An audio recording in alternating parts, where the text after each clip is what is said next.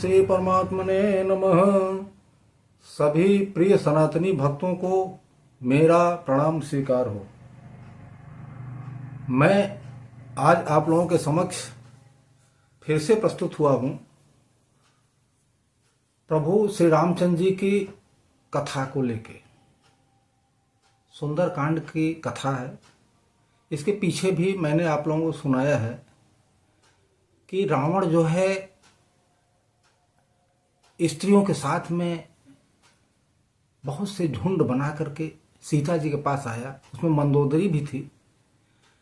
सीता जी के पास आया तो सीता जी से वार्तालाप करने लगा और काफी हद तक सीता जी को डराया,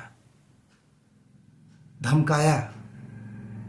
इतना डराया धमकाया कि मेरी माता जी डर गई। वो क्रोध से अपनी तलवार निकाल लिया, म्यान से तलवार निकाल लिया और तलवार निकाल के मारने जा रहा था माता जी को। लेकिन फिर भी मेरी माता जी किसी तरह से मानने को तैयार नहीं। कह रहा था कि अब तुम मेरे पास हो, लंका में हो, श्री रामचंद्र जी को छोड़ो, मेरी तरफ देखो, मैं तुमको पट रानी बना के रखूंगा, मंदोदरी आदि रानियों की तुम्हारी सेवा करने के लिए तुम्हारी दासी बना दूंगा। तरह तरह की बातें इसी तरह कर रहा था। तो माताजी कैसे मानने वाली हैं? माताजी इस तरह की बात मान लेंगी क्या? इसके कहने से मान लेंगी? माताजी तो कहने लगी कि रे दुष्ट, रे रावण, तू क्या सोच रहा है? तेरे कहने से ऐसा हो जाएगा। तू जा, स्वप्न में भी ऐसा मत सोचना कभी कि सीता जी तेरे तरफ देखेंगी और तेरे मतलब किसी तरह के स्वीकार या पत्नी का रूप में ले आएंगी। ऐसा कभी नहीं हो सकता। तू जा, तू किसी लायक नहीं है, तू मेरे सामने टिक नहीं सकता है। और तृणधारी ओट कहती वैदेही, एक घास के तिनका को जो है ऐसे ओट बना के कह रही थी सब। लेकिन रावण तो रावण था, प्रतापी था, विजयी था। अब तलवार निकाल के जब मारने लगा तो उसमें मैं दानव की कन्या थी जिसका नाम मंदोदरी था, वो भी थी। वो उसके तलवार को रोक ली, पकड़ ली कि नहीं, ऐसा नहीं कर सकते हो, ये ठीक नहीं है, ये नीति के हिसाब से भी ठीक नहीं है, ऐसा करना बिल्कुल ठीक नहीं है। और वो रोक ली। रोकने के बाद में रावण गुस्से में तो लाल पीला था ही। वो कहने लगा ठीक है, कोई बात नहीं। अपने वहां जितनी राक्षसियां थीं खड़ी थीं उनको सबको कहने लगा कि तुम लोग सीता जी को समझाओ और 1 महीने के अंदर अगर ये नहीं मानती है तो मैं इसको मार डालूंगा, काट डालूंगा। ऐसा कह के वो सभी अपनी रानियों के साथ में, और रावण खुद वहां से चला गया। जब चला गया तो सीता जी तो सोच में थी ही। माता जी क्या करती, अकेली थी। माता जी को इतना सोच था कि बार बार यही सोच रही थी कि 1 महीना बीत जाएगा तो रावण आएगा, फिर मुझे मारेगा। अब मैं क्या करूं? हे अशोक पेड़ के नीचे थी, हे अशोक, तुम अपना नाम उज्जवल करो, तुम हमको ऐसी कोई अग्नि दे दो, ऐसा कोई वो दे दो जिससे मैं अपने आप को उसमें जला सकूं। राक्षसियों से में के बीच में एक राक्षसी थी और उसका नाम था त्रिजटा। त्रिजटा से कहने लगी कि हे माता, माता सीता जी कह रही, हे माता, आप ऐसा कुछ करो कि कहीं से आग इकट्ठा करो और काठ ले आओ, लकड़ी ले आओ और जला दो उसको, उसमें अग्नि लगा दो, तो मैं उसमें जाके कूद जाऊंगी, मर जाऊंगी। नहीं तो रावण 1 महीने बाद आएगा, मुझे फिर मारेगा। अब मैं इसके कठोर वचन सुन नहीं सकती हूं। तो वो प्रभु राम की भक्त थी, वो त्रिजटा। उसको राम नाम में बहुत बड़ा आनंद था और भगवान की भक्त थी। तो वो माता जी को समझाई और प्रभु श्री रामचंद्र जी के जितना भी वो था वो उन माता जी को समझाई कि आप ऐसा मत सोचो, ऐसा कुछ ना सोचो। प्रभु श्री रामचंद्र जी भगवान हैं, वो आएंगे और रावण को मारेंगे, काटेंगे, मार डालेंगे, तब आपको ले जाएंगे। आप बिल्कुल निश्चिंत रहो, आपको कुछ नहीं होगा, आप इतना डरो मत।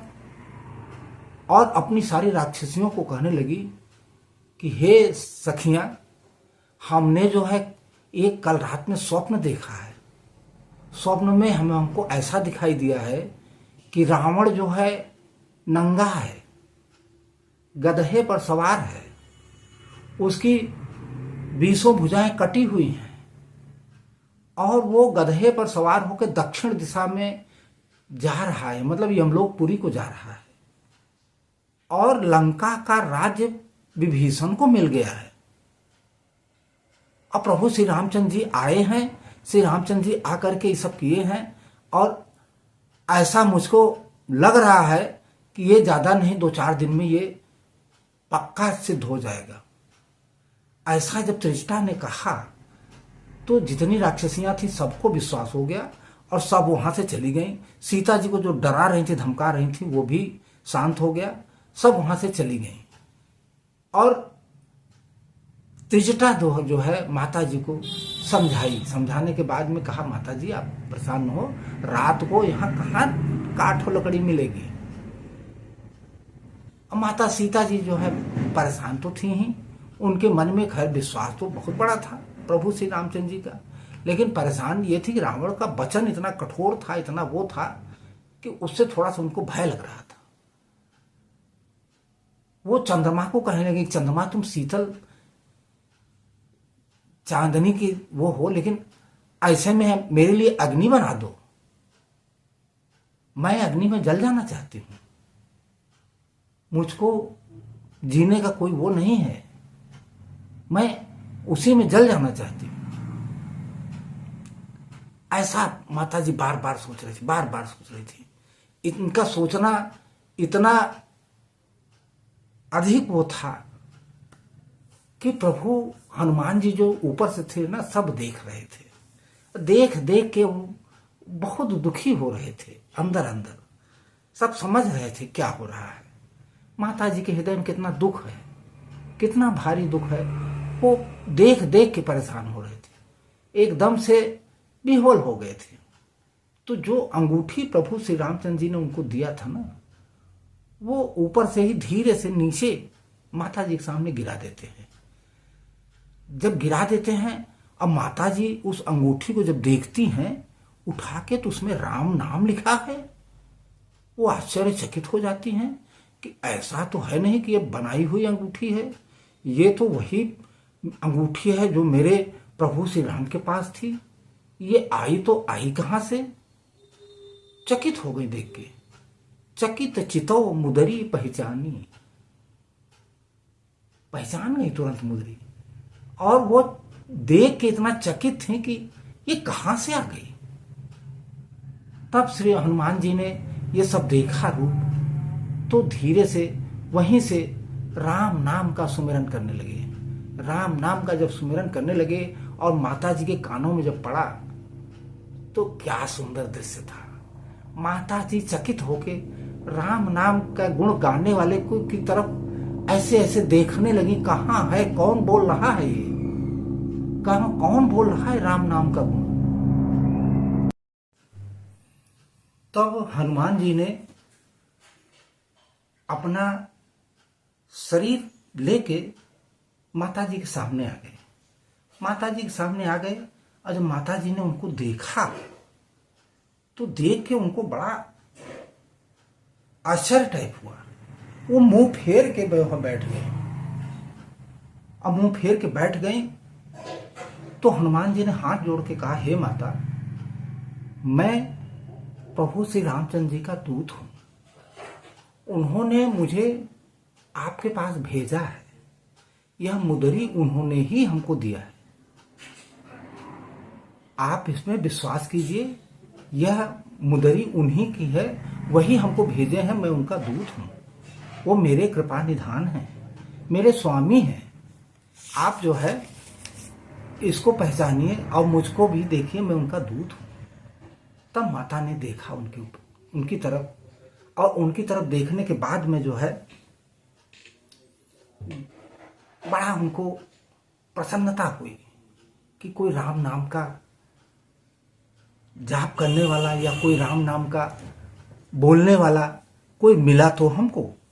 कपि के वचन सप्रेम सुन उपजा मन विश्वास, जाना मन क्रम वचन यह कृपा सिंधु करदास।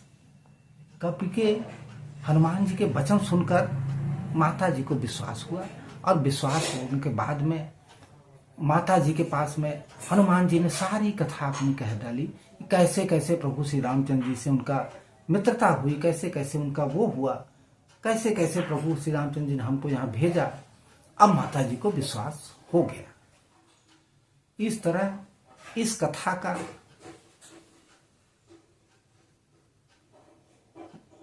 सार जो है, अंश यहीं पे मैं उसको इति कर रहा हूं।